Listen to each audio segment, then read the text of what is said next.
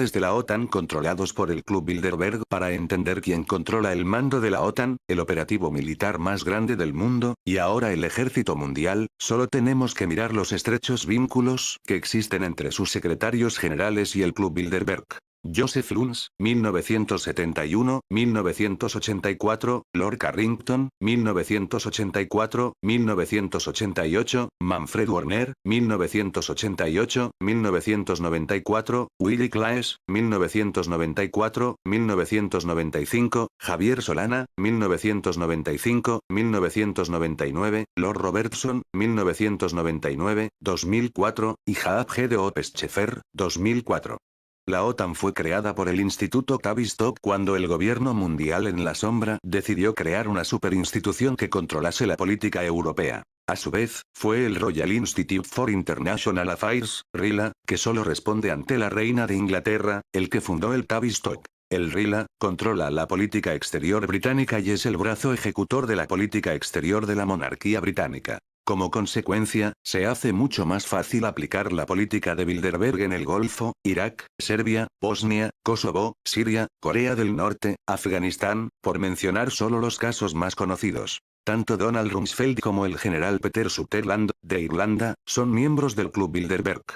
Sutherland es excomisario europeo y presidente de Goldman Sachs y British Petroleum. Rumsfeld y Sutherland ganaron un buen montón de dinero en 2000 trabajando juntos en el consejo de la compañía energética suiza AB. Su alianza secreta se hizo pública cuando se descubrió que AB había vendido 2 reactores nucleares a un miembro activo del Eje del Mal, concretamente a Corea del Norte. Huelga decir que British Petroleum no hace publicidad del asunto cuando anuncia una de sus iniciativas públicas en las que la seguridad es lo primero. Todo primer ministro británico se ha sentido obligado a asistir a los encuentros Bilderberg durante los últimos 30 años. Como anécdota para contar a los amigos, se puede decir que el club fue una creación del MI6 bajo la dirección del RILA.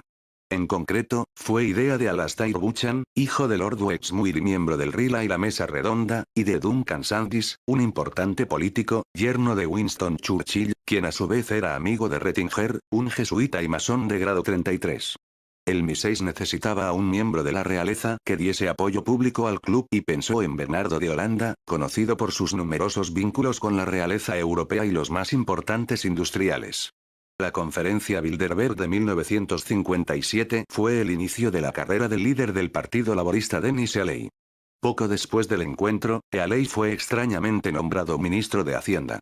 Tony Blair acudió a la reunión del 23 al 25 de abril de 1993, en Bouliameni, en Grecia, cuando era ministro del Interior en la sombra. Meretrices del periodismo. Nuestro trabajo es dar a la gente no lo que ellos quieren, sino lo que nosotros decidimos que deben tener, dicho por Richard Salant, expresidente de la CBS News. Uno de los secretos mejor guardados es hasta qué punto un puñado de conglomerados pertenecientes al Club Bilderberg, como el Council on Foreign Relations, OTAN, Club de Roma, Comisión Trilateral, Masones, Skull and Bones, Mesa Redonda, Sociedad Milner, y la Sociedad Jesuita Aristotélica controlan el flujo de información en el mundo y determinan lo que vemos en televisión, oímos en la radio y leemos en los periódicos, revistas, libros e Internet. Ser testigo de la conferencia anual del Grupo Bilderberg es entender cómo los señores del Nuevo Mundo se reúnen en secreto y conspiran con la convivencia de los medios de comunicación, se lamentaba mi amigo Jim Tucker, enemigo número 1 del club. Tucker sabe de lo que habla. Ha ido detrás de las reuniones del Bilderberg desde hace más de 30 años. El Club Bilderberg también representa a la élite de los medios de comunicación a ambos lados del Atlántico. Los empresarios de esos medios asisten a las reuniones prometiendo de antemano que nunca y bajo ninguna condición hablarán del club. Los editores se hacen responsables de cualquier noticia relacionada con él en sus medios de comunicación. Y, de esta manera, los miembros del Club Bilderberg se garantizan silencio total y absoluto y una identidad invisible tanto en Estados Unidos como en Europa. Si hacemos una búsqueda en los principales medios de comunicación del mundo, no encontraremos ninguna noticia sobre un grupo que reúne a los más importantes políticos, empresarios y financieros del planeta, por no mencionar informaciones sobre el inicio de las hostilidades contra Irak, ni siquiera por la prensa que asistió al encuentro Bilderberg de 2002. Una de las mayores desavenencias entre distintos grupos dentro del Bilderberg se produjo en la reunión de 2002. Los Bilderbergers europeos exigieron la presencia inmediata del secretario de Defensa americano, Donald Rumsfeld, para explicar los planes de la guerra. Rumsfeld, cambiando bruscamente su agenda política, vino a la reunión para prometer, bajo amenazas y presiones, a los asistentes que de ninguna forma iban a empezar la guerra hasta febrero o marzo de 2003. Ahora, si yo, por mucho que disponga de contactos privilegiados, supe cuándo iba a empezar la guerra, ¿cómo es posible que los peces gordos del mundo de los medios de comunicación que acudieron a la reunión no supieran algo tan básico? El American Free Press, 11 el periódico de Jim Tucker, informó en junio de 2002 de que, según fuentes de la reunión del Club Bilderberg, la guerra de Irak había sido demorada hasta marzo de 2003, cuando todos los periódicos del mundo anunciaban el ataque para el verano de 2002. Traducción. El encuentro del Bilderberg 2002 tuvo lugar entre el 30 de mayo y el 2 de junio. Rumsfeld, el secretario de Defensa de Bush, acudió el 31 de mayo. Los miembros del club le arrancaron la promesa de que la administración Bush no empezaría la guerra hasta el año siguiente. ¿No es esta noticia suficiente para que salga en primera página de todos los periódicos del mundo? Sin embargo, los principales medios, como el New York Times y el Washington Post, cuyos directores son miembros del club, tenían órdenes de no informar sobre lo que hubiese sido la historia del verano. El corresponsal del American Free Press para las Naciones Unidas, Christopher Boyen, le preguntó en una ocasión a un grupo de periodistas que esperaban el inicio de una conferencia de prensa la razón por la que las noticias sobre el club son censuradas sistemáticamente por los editores más respetables. Todo lo que obtuvo por respuesta fueron unas risas irónicas. Hace muchos años nos llegó una orden de arriba diciendo que no había que informar sobre el Club Bilderberg, declaró en una ocasión Anton Yolder, ex periodista del Economist de Londres, especializado en temas relacionados con la ONU. Y recordemos que esta publicación es una referencia mundial en el campo de los medios que tratan sobre economía. Otro experimentado periodista, William Glasgow, que trabaja para el Business Week afirma: lo único que sabemos es que el club existe, pero la verdad es que no informamos de sus actividades, como dijo otro periodista. Es inevitable sospechar de una organización que planea el futuro de la humanidad en absoluto secreto. 12. La implicación de los Rockefeller en los medios de comunicación es múltiple. Así se aseguran de que los medios de desinformación de masas nunca hablen de sus planes para dominar un futuro gobierno mundial. Los medios siempre deciden cuáles son los temas que van a estar de actualidad en un determinado país. Por ejemplo, a veces ponen en primer plano el tema de la pobreza y, otras veces, lo hacen desaparecer. Lo mismo sobre la polución, los problemas demográficos, la paz o lo que sea. 13 Los medios pueden tomar a un hombre como Ralph Nader y convertirlo en un héroe al instante. O pueden tomar a un enemigo de los Rockefeller y crear la imagen de que es un cretino, un bufón o un paranoide peligroso. Gary Allen, el expediente Rockefeller I. Ralph Nader, perenne candidato presidencial independiente, muy admirado por su postura contraria a la clase dirigente, es financiado por la red Rockefeller con la intención de destruir el sistema de libre mercado. Los principales valedores de Nader son la Ford Foundation y la Field Foundation, ambos conectados a través del Council on Foreign Relations, en adelante, CFR. Según un artículo del Business Week, reimpreso en el Boletín del Congreso del 10 de marzo de 1971, John D. Rockefeller IV es consejero de Nader. Con todo su dinero, los Rockefeller han conseguido el control de los medios de comunicación. La opinión pública ya no es un problema para ellos. Con el control de la opinión pública, a su vez, han conseguido las riendas de la política. Controlando la política, tienen a sus pies a la nación entera. 14 Durante casi 40 años, según David Rockefeller, el Washington Post, el New York Times, el Time Magazine y otros prestigiosos medios corporativos han acudido a nuestros encuentros y respetado su promesa de discreción. Habría sido imposible para nosotros desarrollar un plan para el mundo si hubiéramos estado sometidos a la luz de la opinión pública durante todos estos años, añadió. Pero, gracias a ello, ahora el mundo es más sofisticado y está más preparado para un gobierno mundial. La soberanía supranacional de una élite intelectual junto con los principales banqueros es preferible a las ansias de autodeterminación y nación nacional de los siglos pasados. Algunos de los periodistas invitados a las reuniones del club son: Juan Luis Cebrián del Grupo Prisa, participante habitual; Arthur Sulzberger, editor del New York Times y miembro del CFR; Peter Jennings, presentador y editor del programa de la ABC, World News Tonight. Y Thomas L. Friedman, columnista del New York Times, ganador del premio Pulitzer y miembro del CFR y de la Comisión Trilateral 15. El Club Bilderberg usa a los principales grupos de comunicación para crear una opinión que respalde sus objetivos.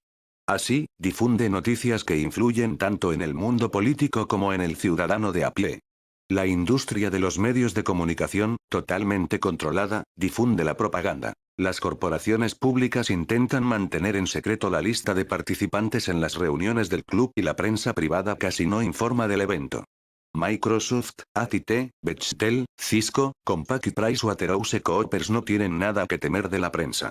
No importa que Microsoft y la NBC codirijan la cadena de cable MSNBC.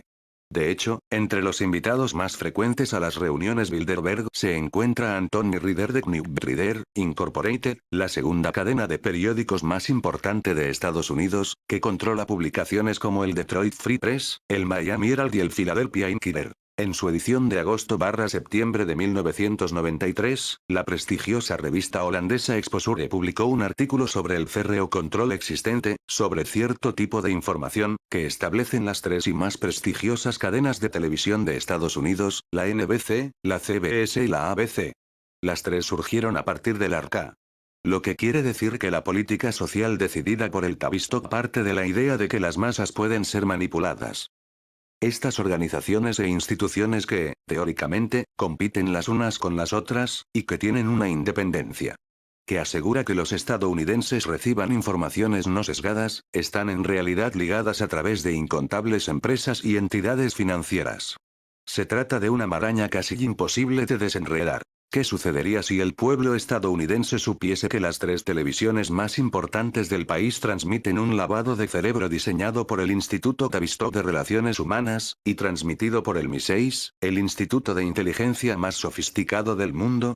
El artículo de la revista Exposure se apoya en el trabajo de Eustace Mullins, tenaz investigador de lo que se ha venido a llamar Nuevo Orden Mundial, New World Order. La NBC es propiedad de General Electric, GE, una de las corporaciones más grandes del mundo, con una larga historia de actividad antisindical. GE es, a su vez, uno de los más importantes donantes de fondos al Partido Republicano y tiene inmensos intereses financieros en la industria armamentista y nuclear. El exdirector general de la empresa, Jack Welch, fue uno de los principales impulsores del traslado de las plantas americanas a países de bajo costo como China y México. 16. La NBC es una empresa subsidiaria del ARCA, un conglomerado de empresas de comunicación. En el comité director del ARCA se halla Thornloe Bradshaw, presidente de Atlantic Richfield y miembro de la OTAN, del World Wildlife Fund, del Club de Roma, del Instituto Aspen de Estudios Humanísticos y del Compares. Bradshaw es también presidente de la NBC. La función más importante del ARCA es el servicio que le proporciona a la inteligencia británica. Es importante saber que la dirección del ARCA está compuesta por importantes personalidades del poder angloamericano que pertenecen a otras organizaciones como la OTAN, el Club de Roma, el CFR, la Comisión Trilateral, la Masonería, la Mesa Redonda, el Club Bilderberg, etc. Cabe destacar que David Sarnoff se fue a Londres al mismo tiempo que Sir William Stephenson se trasladaba al edificio del ARCA de Nueva York. Entre los directores de la NBC nombrados en el artículo Exposure de Mullins estaban John Brademas, CFR, Club Bilderberg, un director de la Fundación Rockefeller. Peter G. Peterson, CFR, ex ejecutivo de Kuhn, Loewy Co., Rothschild, y ex secretario de Comercio de Estados Unidos. Robert Cizik, director del ARCA y del First City Bancorp, identificado en una comparecencia ante el Congreso de Estados Unidos como banco perteneciente a Rothschild. Thomas O. Paine, presidente de Northrop Co., el gran contratista del Ministerio de Defensa estadounidense, y director del Instituto de Estudios Estratégicos de Londres. Donald Smiley, director de dos compañías Morgan, Metropolitan Life US Steel. Thornton Bradshaw, director del ARCA, director de la Rockefeller Brothers Fund, Atlantic Richfield Oil y el Instituto Aspen de Estudios Humanísticos, estos últimos dirigidos por un miembro del club, Robelio Anderson. Claramente, el comité ejecutivo de la NBC tiene una considerable influencia de los Rockefeller Rothschild Morgan, principal eje y promotor del plan de nuevo orden mundial. La ABC es propiedad de la Disney Corp., que fabrica productos en países del tercer mundo, pagando salarios de miseria en condiciones de trabajo atroces. 17 posee 152 canales de televisión. El Chase Manhattan Bank controla el 6,7% de la ABC, suficiente para ejercer su control. Aunque se trata de un porcentaje menor, es más que suficiente para censurar y presionar sobre los contenidos de la cadena. El Chase, a través de su departamento de crédito, controla el 14% de la CBS y el 4,5% del Arca. En vez de tres cadenas de televisión llamadas BC, CBS y ABC, lo que en realidad tenemos es la Rockefeller Broadcasting Company, el Rockefeller Broadcasting System y el Rockefeller Broadcasting Consortium. La CBS es propiedad de Viacom y tiene unos 200 canales de televisión y 255 emisoras de radio afiliadas. Este enorme conglomerado de empresas de comunicación posee entre otros, a la MTV, Showtime, Nickelodeon, VHL, TNN, CMT, Paramount Pictures y Blockbuster Incorporated, 39 canales de televisión y 184 emisoras de radio. 18 Millian Paley fue formado en técnicas de lavado de cerebro de masas por el Instituto Tavistock en Inglaterra antes de concedérsele el mando de la CBS. La expansión financiera de la tercera cadena de televisión, la CBS, fue supervisada durante mucho tiempo por Brown Brothers Harriman y su socio senior, Prescott Bush, director de la CBS. El comité ejecutivo de la CBS incluía al presidente William S. Paley, comité de los 300, Harold Brown, CFR, director ejecutivo de la Comisión Trilateral y exsecretario de Defensa de Usted y del Ejército del Aire. Mitchell C. Bergerac, presidente de Revlon y director del Manufacturers Hanover Bank, Rothschild. Newton D. Minow, CFR, director de la Corporación Randy, entre otras, la Fundación Dick Cheney, estrechamente vinculada al Instituto Tavistock, especialistas en lavado de cerebro, y al Club Bilderberg. El último expresidente de la CBS fue el Dr. Frank Stanton, CFR, que también es miembro del Consejo de Administración de la Fundación Rockefeller y de la institución Carnegie. 19 Conviene saber que las familias Rothschild y Rockefeller son las familias líderes en el férreo control sobre las comunicaciones y responden directamente ante Bilderberg. Según James Tucker, los Bilderberger están convencidos de que la opinión pública siempre sigue los pasos de los individuos influyentes. Los miembros del grupo prefieren trabajar a través de un número reducido de personas de confianza y no a través de grandes campañas de publicidad. La Fox News Channel, una de las 5 grandes, es propiedad de Rupert Murdoch, propietario de una parte significativa de los principales medios de comunicación del mundo. Su red tiene vínculos estrechos con el Partido Republicano y entre sus equilibrados y justos analistas se encuentra Newt Gingrich, ex portavoz del Partido Republicano estadounidense. Es evidente que las 5 redes de medios de comunicación están estrechamente relacionadas con Bilderbergs, el CFR y la Comisión Trilateral. ¿Cómo se puede afirmar entonces que las 5 grandes televisiones de Norteamérica, de donde la mayoría de los ciudadanos obtienen la información, son independientes? Objetivos del Club Bilderberg. El Club Bilderberg anda en busca de una era del posnacionalismo. Ese momento en que ya no haya países, solo regiones y valores universales, es decir, solo una economía universal, un gobierno universal, designado, no elegido, y una religión universal. Para asegurarse esos objetivos, los miembros del Club Bilderberg abogan por un enfoque más técnico y menos conocimiento por parte del público. Esto reduce las probabilidades de que la población se entere del plan global de los amos mundiales y organice una resistencia organizada. 20 Su objetivo final es el control de absolutamente todo en el mundo, en todos los sentidos de la palabra. Actúan como si fueran Dios en la Tierra. Entre sus planes figura establecer un solo gobierno planetario con un único mercado globalizado, con un solo ejército y una única moneda regulada por un banco mundial. Una iglesia universal que canalizará a la gente hacia los deseos del nuevo orden mundial. El resto de religiones serán destruidas. Unos servicios internacionales que completarán la destrucción de cualquier identidad nacional a través de su subversión desde el interior. Solo se permitirá que florezcan los valores universales. El control de toda la humanidad a través de medios de manipulación mental. Este plan está descrito en el libro Technotronic Era Tecnotrónica, de Zbigniew Brzezinski, miembro del club. En el nuevo orden mundial no habrá clase media, solo sirvientes y gobernantes. Una sociedad posindustrial de crecimiento cero, que acabará con la industrialización y la producción de energía eléctrica nuclear, excepto para las industrias de los ordenadores y servicios. Las industrias canadienses y estadounidenses que queden serán exportadas a países pobres como Bolivia, Perú, Ecuador, Nicaragua, etc., en los que existe mano de obra barata. se hará realidad, entonces, uno de los principales objetivos del TLCAN, Tratado de Libre Comercio de América del Norte. El crecimiento cero es necesario para destruir los vestigios de prosperidad y dividir a la sociedad en propietarios y esclavos. Cuando hay prosperidad, hay progreso, lo cual hace mucho más difícil la represión. Cabe incluir en ello la despoblación de las grandes ciudades, según el experimento llevado a cabo en Camboya por Pol Pot. Los planes genocidas de Pot fueron diseñados en Estados Unidos por una de las instituciones hermanas de Bilderberg, el Club de Roma. La muerte de 4.000 millones de personas, a las que Henry Kissinger y David Rockefeller llaman bromeando estómagos inservibles por medio de las guerras, el hambre y las enfermedades. Esto sucederá hacia el año 2050. De los 2.000 millones de personas restantes, 500 millones pertenecerán a las razas china y japonesa, que se salvarán gracias a su característica capacidad para obedecer a la autoridad, es lo que afirma John Coleman en su libro Conspirators Hierarchy. The Story of the Committee of 300.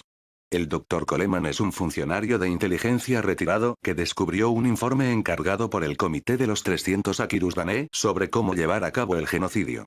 Según la investigación de Coleman, el informe fue titulado Global 2000 Report, aprobado por el presidente Carter, en nombre Gobierno de Estados Unidos y refrendado por Edwin Muskie, secretario de Estado. Según este informe, la población de Estados Unidos se verá reducida a 100 millones hacia el año 2050. Crisis artificiales para mantener a la gente en un perpetuo estado de desequilibrio físico, mental y emocional.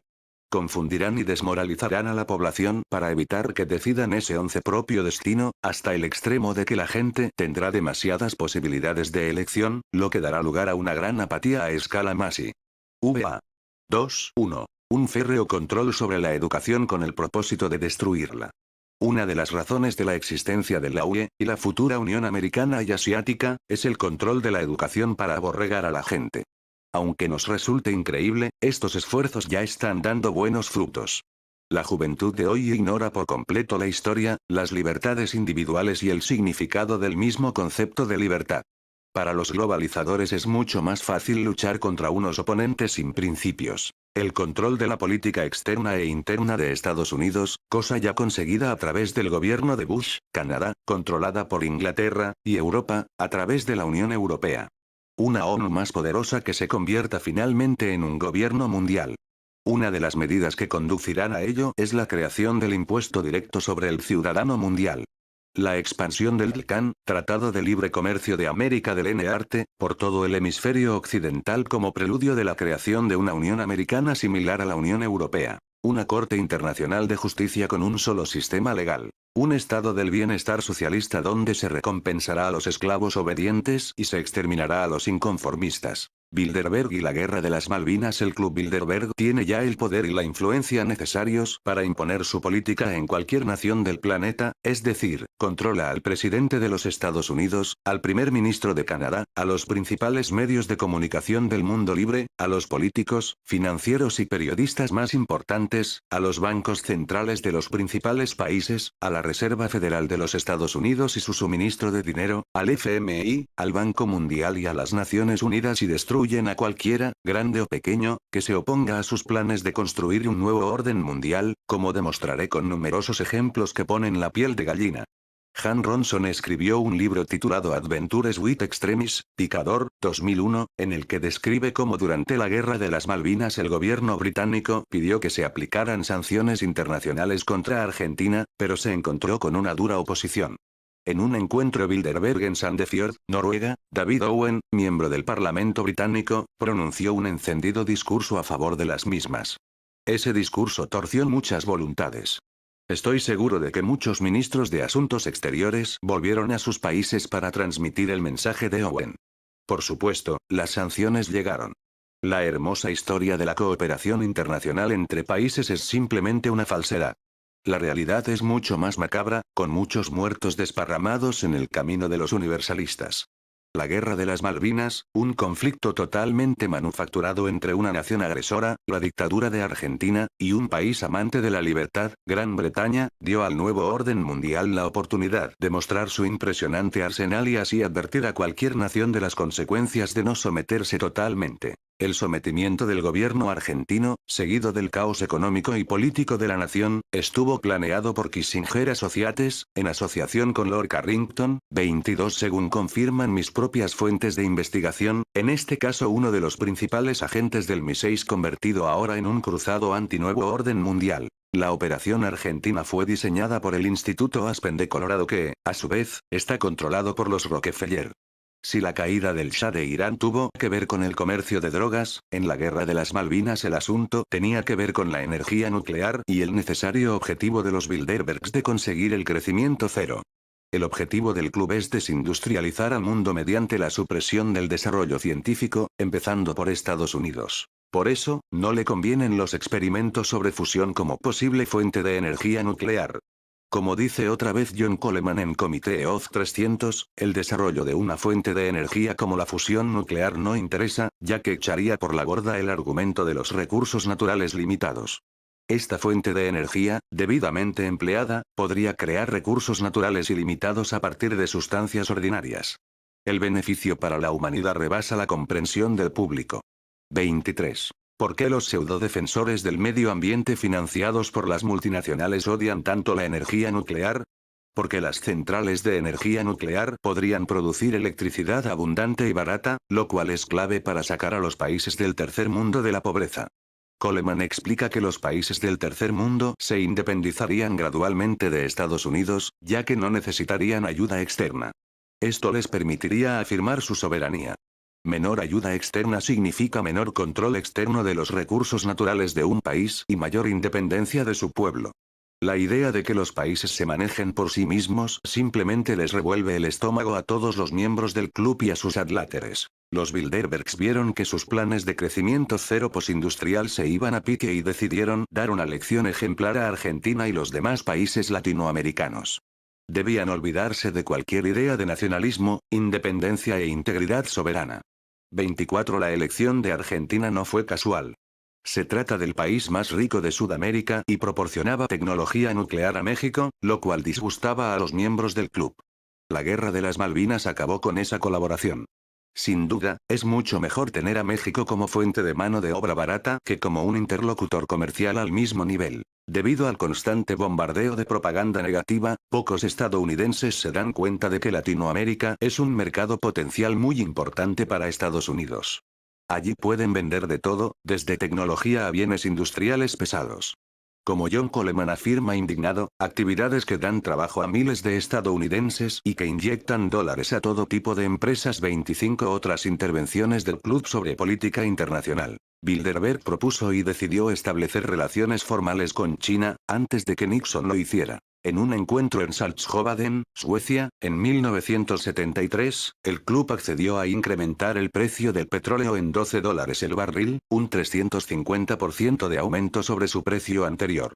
La idea era crear el caos económico en Estados Unidos y Europa Occidental para hacer más receptivos a esos países. En 1983, el club consiguió el compromiso secreto por parte del ultraconservador presidente Reagan de transferir $50.000 millones de dinero de los contribuyentes americanos a los países comunistas y del tercer mundo a través de sus conductos preferidos, el FMI y el BM. Ese compromiso fue llevado a cabo y conocido como el Plan Brady. El Plan Brady se puso en marcha en 1987 como resultado de la reunión. Bilderberg decidió también echar a Margaret Thatcher como primera ministra británica porque se opuso a entregar la soberanía de Inglaterra al supraestado europeo diseñado por el club. Y, con incredulidad, veíamos cómo su propio partido la aniquiló a favor de uno de sus perros falderos, John Mahar. En 1985 se les ordenó a los miembros del Club Bilderberg que apoyaran por todo lo alto la iniciativa estratégica de defensa, Guerra de las Galaxias, antes incluso de que llegara a ser la política oficial del gobierno americano, con el fundamento de que proporcionaría a los amos del mundo un potencial de ganancias sin límite. En su encuentro de 1990 en Glen Cave, Nueva York, decidieron que debían subirse los impuestos para pagar la deuda a los banqueros internacionales. Bilderberg ordenó al presidente George Bush que incrementase los impuestos en 1990 y contempló cómo este firmaba el acuerdo presupuestario de subida de impuestos que le haría perder las elecciones. En la reunión de 1992, el grupo debatió la posibilidad de condicionar al público para aceptar la idea del ejército de la ONU que podría, utilizando la fuerza, imponer su voluntad en la celebrada en París para tratar el problema de la crisis de la deuda externa de los países latinoamericanos. En dicha reunión se decidió condonar un porcentaje importante de la cantidad adeudada y establecer nuevos plazos y tipos de interés más favorables para que los países latinoamericanos pudieran cumplir con los compromisos adquiridos. La crisis, desencadenada en 1985, fue el resultado de las políticas económicas emprendidas por las dictaduras militares latinoamericanas en las décadas anteriores. Estas políticas se basaron en la industrialización sustitutiva de importaciones, ISL, una estrategia en la que trataron de promover empresas nacionales a base de elevados aranceles, créditos ventajosos para adquirir tecnología y materias primas en el exterior, cuando no las compraban directamente los propios gobiernos, y demás. Todo ello dio lugar a industrias nacionales poco eficientes, muy endeudadas e incapaces de exportar para pagar sus deudas, lo que creó un círculo vicioso de más y más endeudamiento en dólares que quebró cuando empezaron a subir los tipos de interés en Estados Unidos. El Plan Brady fue la solución para evitar la quiebra real de Latinoamérica con todas sus consecuencias. Como corolario de todo ello, los bancos estadounidenses abandonaron la región y no volvieron hasta más de 10 años después, tras constatar que los bancos españoles, asumiendo muchos riesgos, empezaban a hacer negocio en la zona. La economía y la política latinoamericanas estaban normalizándose. Cuestiones internas de cualquier estado. La venta multimillonaria de la eléctrica Ontario Hydro, cuyo propietario era el gobierno canadiense, se debatió por primera vez en la reunión del Bilderberg en King City, Toronto, en 1996.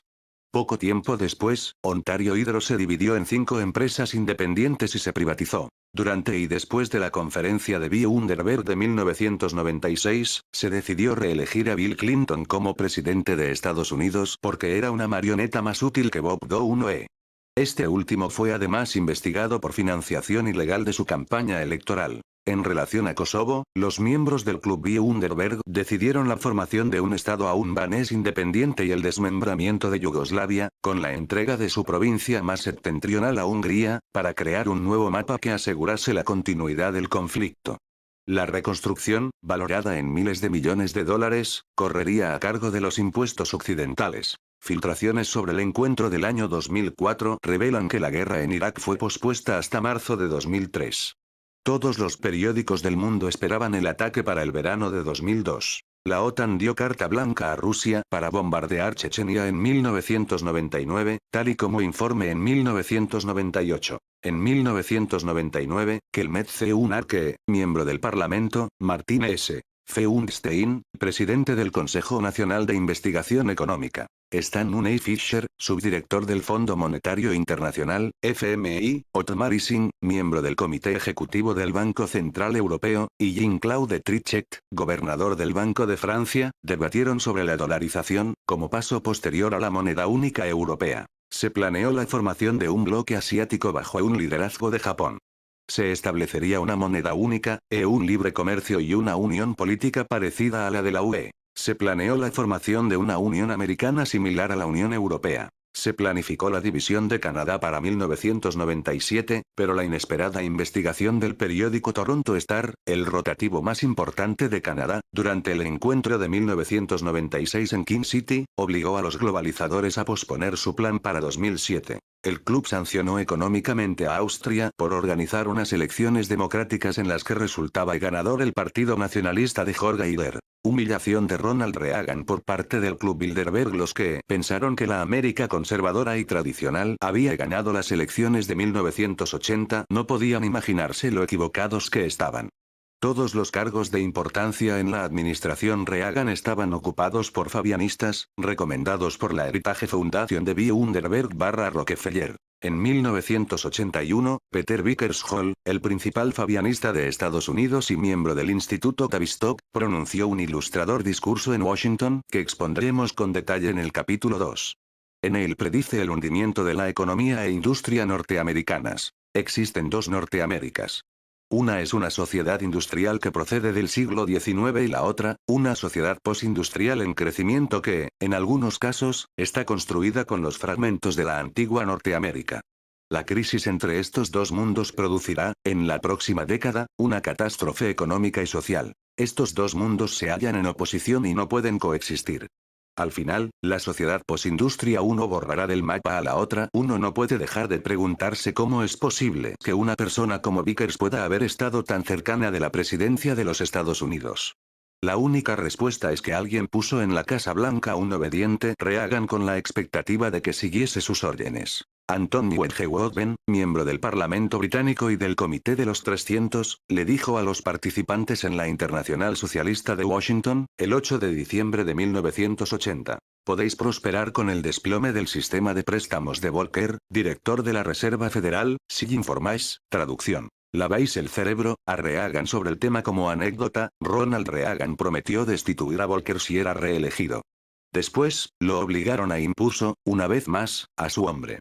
En su libro, Conspirators Hierarchy, The Story of the Committee of 300, el Dr. John Coleman escribe que los consejos de Vickers aplicados a la administración Reagan fueron los responsables del derrumbe de las industrias bancaria y empresarial. Coleman añade que Milton Friedman, un economista americano defensor del laissez-faire capitalista, sinónimo de la economía de mercado más estricta, revivió los planes del club para desindustrializar Norteamérica, usando la presidencia de Reagan para acelerar la caída de la industria del acero y después, la de la construcción y el automóvil. Así pues, los cacareados principios de Reagan pertenecen a los que le pagan. Cuando en 1966 consiguió, por primera vez, la nominación republicana como candidato a gobernador de California, Ronald Reagan, el más conservador entre los conservadores, se distanció del ala dura y puso a la gente de Rockefeller como sus consejeros.